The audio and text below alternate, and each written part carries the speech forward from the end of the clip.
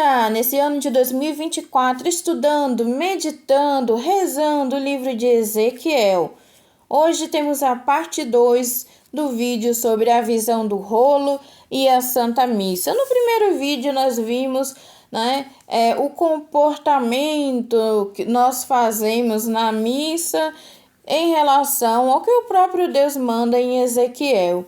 Mas Deus também dá uma segunda ordem, e é essa segunda ordem que vamos estudar nesse vídeo de hoje. No capítulo 3, logo no versículo 1, depois dele ver a visão do rolo, da palavra, Deus fala assim: Filho do homem, falou-me, come o rolo que aqui está, e em seguida vai falar à casa de Israel.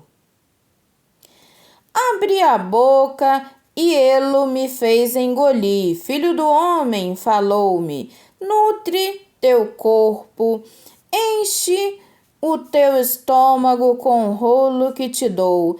Então comi e era doce na boca, como mel. Em seguida acrescentou: Filho do homem, vai até a casa de Israel para lhe transmitir as minhas palavras. Não é um povo de linguagem incompreensível, de linguagem bárbara que te envio, e sim aos israelitas. Não é a população inumeráveis de idiomas incompreensíveis, de linguagem selvagem, cuja língua não compreenderias. Eles te ouviriam se eu te enviasse a eles. Mas a casa de Israel recusará escutar-te, porque eles não querem atender a mim, pois toda a casa de Israel nada mais é do que gente teimosa, de coração insensível. Palavra do Senhor, graças a Deus. Então, eu li aqui no capítulo 3, do versículo 1 até o versículo 7. Então, a primeira coisa que Deus fala aqui na leitura é para comer a palavra, no sentido de assimilar a palavra. E é interessante que na leitura ele fala: nutre teu corpo. A nossa alma precisa, o nosso corpo precisa da palavra de Deus. Precisa da palavra de Deus. Porque que ao longo do tempo a igreja foi vendo a necessidade da missa diária. Porque precisamos nutrir o nosso corpo, a nossa alma. E então, olha o que diz Ezequiel, que era doce, na boca dele era doce. Doce. Porque, gente, é melhor digerir a palavra de Deus do que passar pelos efeitos colaterais do pecado. Os efeitos colaterais do pecado é algo doloroso, é algo vergonhoso, é algo humilhante. Então, sim, a palavra de Deus é doce, ela corrige, Ela é dura, mas ela é doce, porque é a verdade, porque é justa, porque é honesta, porque é imparcial, porque é misericordiosa. Então, se nutrir da palavra significa ali, comer a palavra, é no sentido de assimilar a palavra de Deus. E é interessante que ele diz para nutrir o seu corpo, e então, depois que ele come, ele diz, Deus fala: Filho do homem, vai até a casa de Israel transmitir as minhas palavras. Então, a palavra de Deus não pode sair da minha cabeça. Eu, quando falo em nome da igreja, quando alguém fala assim, o que você acha de tal tema? No momento que eu digo que eu sou católica, eu não posso dizer o que vem à minha cabeça. Eu tenho que pensar conforme a igreja pensa. E a igreja pensa como Deus pensa. Entendeu? A Bíblia, ela faz parte da tradição católica. Existe Bíblia porque existe a Igreja Católica. Isso é um fato. E a gente segue sim a palavra de Deus. A gente faz a vontade de Deus. E é isso que a gente, na nossa vida como leigo, não precisa ser um padre ou uma freira. A gente também, uma vez que a gente, assimila a palavra de Deus, tem que fazer a vontade de Deus. Esse é um outro ponto que a gente tem, para ver dentro desse estudo de Ezequiel. Trazendo para a missa, também o Senhor quer que compreendamos a Bíblia. E temos a oportunidade de aprender sobre a palavra de Deus a cada homilia que escutamos na Santa Missa. Gente, é triste você sair de uma missa e aí você vira para a pessoa e fala assim, nossa, qual foi o evangelho mesmo de hoje? Que aí você está querendo lembrar um detalhezinho. Aí você não tá ali com um papelzinho, né? Aí a pessoa fala assim, nossa, eu não lembro.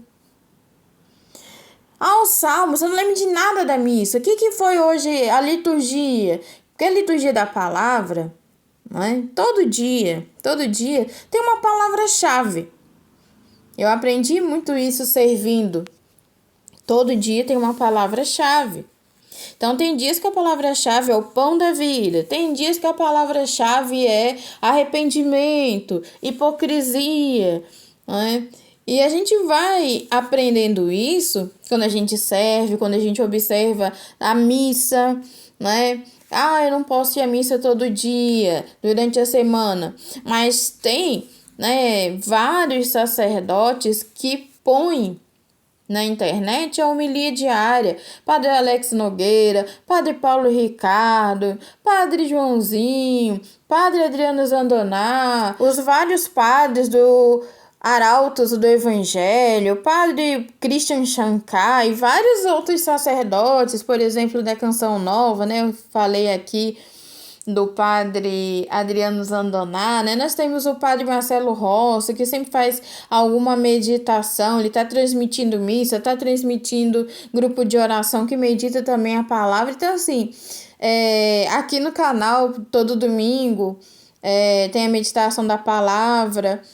Então, assim, tem muita oportunidade de todo santo dia você ouvir o evangelho ou outra leitura da liturgia e ouvir uma meditação de alguém que estuda, em especial os sacerdotes, que tem geralmente faculdade de teologia, filosofia, mais estágios pastorais, Então, assim, tem muito material para você aprender sobre a Bíblia, de maneira simples, ouvindo a homilia. A gente tem que lembrar também que a Bíblia é a carta de Deus para nós. Quando a gente vai à missa, é muito comum, quando o padre fala uma coisa, a gente pensar logo no outro. Que seria bom que minha mãe estivesse aqui para ouvir. Que seria bom minha irmã estar aqui para ouvir. Se meu pai ouvisse isso. E para você? Deus não está falando nada, é só para os outros. Entendeu? Quando a gente vai à missa, a palavra é para você. O que o padre está falando não é para o outro, é para você. Tudo bem que você lembre de uma situação que alguém esteja passando, mas em primeiro lugar, Deus está falando com você, para você, exclusivamente. Então, quando você vai à missa, presta atenção na liturgia proclamada, em todas as leituras. Eu particularmente, eu tenho uma mania de anotar o que o padre, a homilia do padre. Eu levo um caderninho, às vezes eu anoto no celular, mas celular incomoda as pessoas, desvia a atenção. Mas eu gosto muito de anotar as homilias lá presencialmente mesmo. Não tô falando da internet, não. Vou à missa, tô lá e anoto o que o padre tá falando na homilia e fico com aquela reflexão na cabeça. Entendeu? E fico com aquela reflexão na cabeça e levo para a semana, para não esquecer da palavra. Eu tento ao máximo, independente se eu sento no primeiro banco ou no último banco, prestar atenção. Porque a palavra nos prepara, né? Claro que uma vez que você já fez confissão, então a palavra nos prepara para receber Jesus Eucarístico. Porque na distração, você não ouviu o que Deus tem, você não se questionou, né? Olha, o padre falou tal coisa. Eu tenho feito isso na minha vida. É uma pequena reflexão. Não precisa, assim, né? Começar a pensar e não prestar atenção no que o padre tá falando. Porque, assim, comigo, assim, eu tô na missa, quando o padre fala uma coisa que eu sinto que é diretamente para mim, eu já penso logo, eu preciso mudar isso. A missa que eu gosto de ir é a missa que o padre dá umas chicotadas com a língua, que eu costumo dizer, né? Ele tá lá com a palavra e tá chicoteando, que eu falo, eita, foi tudo pra mim. Porque a missa que eu entro e saio da mesma maneira, eu fico triste comigo mesma, porque eu penso, será que não prestei atenção suficiente? Porque eu tenho que ir para a missa e ao ouvir a palavra sou eu que mudo. Não é a palavra que tem que mudar para me agradar, não. Quando eu vou à missa, eu não gostei que o padre disse tal coisa. Eu tenho que quando sentir esse desgosto, entender que sou eu que mudo, não é a palavra que vai mudar. Eu não tenho que passar um borroex na Bíblia e falar, não, vou mudar essa palavra, que aí o padre, quando for fazer a homilia, fala uma coisa mais doce. Não. Se foi duro, que bom. Sinal que você precisa de muita mudança. E dá graças a Deus que doeu, dá graças a Deus que você percebeu que tem que mudar. Então, Deus, ele quer que a gente compreenda a Bíblia, a palavra dele. Porque se a Bíblia é uma carta de amor para nós, é porque ele quer nos salvar. E essa salvação passa pela correção. E corrigir, ser corrigido, é uma coisa que chateia, é uma coisa que a gente até fica envergonhada, é uma coisa às vezes dolorosa. Mas depois que corrigido, você percebe que foi bem melhor dessa maneira. É bem melhor do jeito de Deus do que do nosso jeito caótico, que muitas das vezes faz a gente lamber o chão por causa do pecado, faz a gente rastejar por causa do pecado. É uma coisa atrás da outra, não é?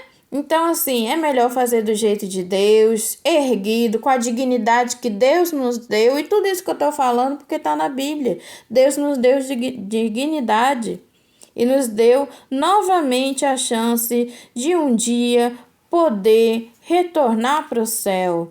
Louvado seja nosso Senhor Jesus Cristo, para sempre seja louvado.